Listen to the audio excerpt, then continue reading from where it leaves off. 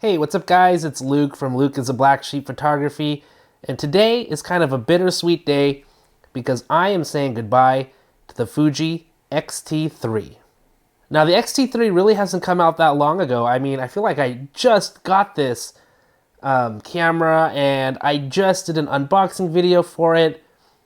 It's still really new, but after kind of going crazy and buying a bunch of lenses for it and then using it for a little while, I just found that I just don't like shooting with it. And I think there are lots and lots of people who do enjoy this camera, and that's great for them.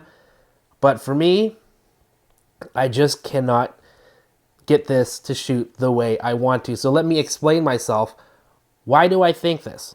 Well, first of all, I really wanted to love the Fuji system. In fact, I thought that I would love the Fuji system so much that I went crazy buying a bunch of really nice lenses for this system. I bought the 50, the 56 1.2, the 16 1.2, or 1.4, sorry.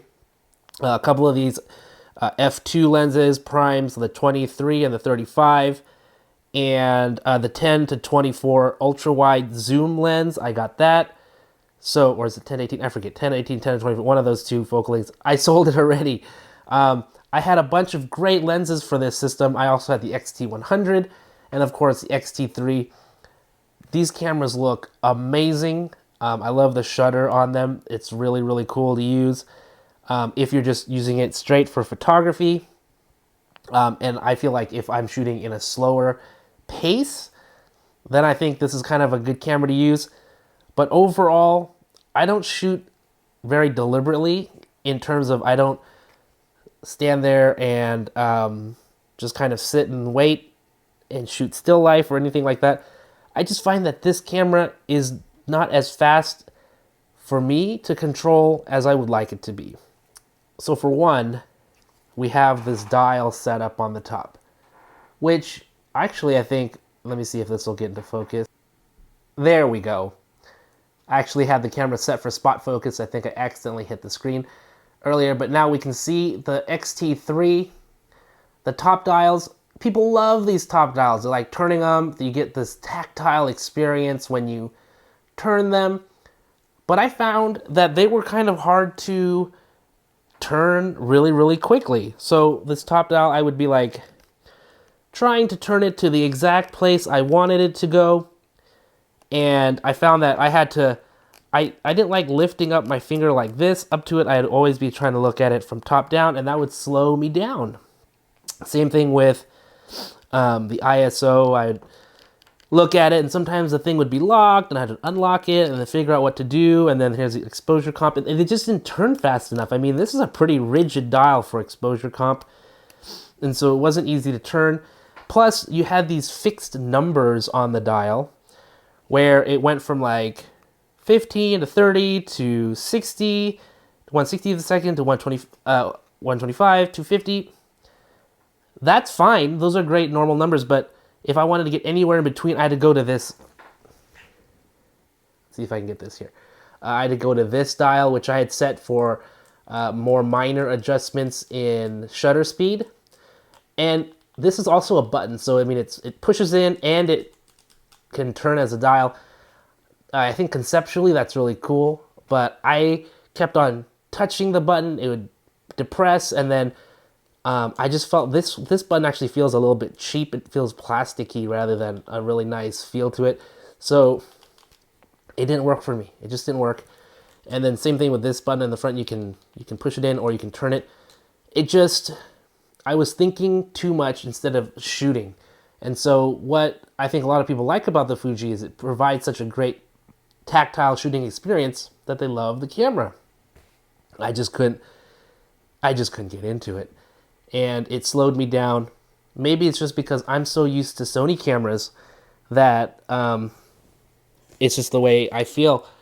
Here is the new Sony 6400 that I just bought and unboxed recently, and already I feel at home on it. All the buttons are fast. I like this dial on the back. You can't even see the dial. There we go. You can see the dial on the back. The jog wheel, not on that side over there. My pinky's trying to point to it. But I think a lot of people don't like that dial wheel, especially for changing ISO, hit ISO, and then spin it around. Shutter speed, spin it around. But to me, it works blazingly fast compared to the X-T3. So that's the main reason I'm getting rid of the X-T3, because it shoots a lot slower than the Sony does. That's sad to me. I really wanted to like the X-T3. The other thing I didn't really like about the X-T3 is it has no flippy screen. The best the X-T3 can do in terms of a flip is, let's see, how do I do this? Oh, it goes out like this. So actually, I was like, why would anyone want a screen that goes like that? Well, for shooting anything that is portrait mode, it's great. Actually, it works really, really well to shoot that way. But it sucks that it doesn't go forward, and I shoot a lot of selfies, and I shoot a lot of things where I want to see myself. This doesn't do it. So, for that reason, I'm not a fan of the X-T3.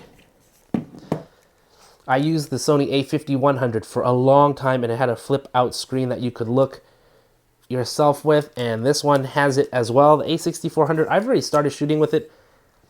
I'm already in love with this thing. This thing is so great for just little vlogs.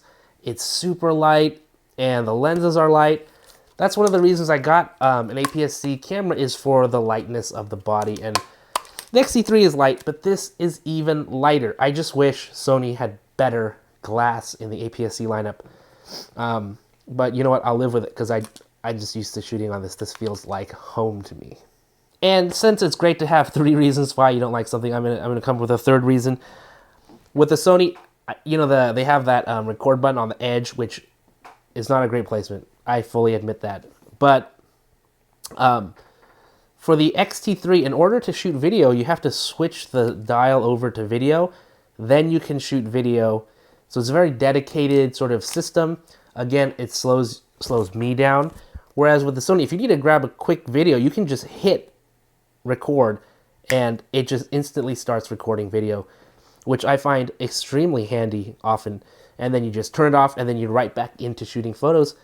It is such a no-brainer of a system. I just like the way Sony does it. Some people don't prefer it that way, but I love it. So for that reason, I'm sad to say the X-T3 is going away. I surprised myself. I am actually keeping the X-T100, even though I really am not a fan of that camera. But I am also keeping the 16mm 1.4. That lens is something else. And so I felt like I needed to keep that. And so if there's another Fuji body out there, they ever come up with an X-T4 where the screen flips forward, and I have that 16mm 1.4, I'll be in heaven, because that's going to be amazing. But I've already sold this. I'm actually going to pack it up right now. I just wanted to make a quick video explaining why I'm getting rid of the Fuji system. Very sad to see it go, but I think it's for the best. Thanks for watching. Let me know what you thought of Fuji, or if you love Fuji, and if you disagree. You probably disagree.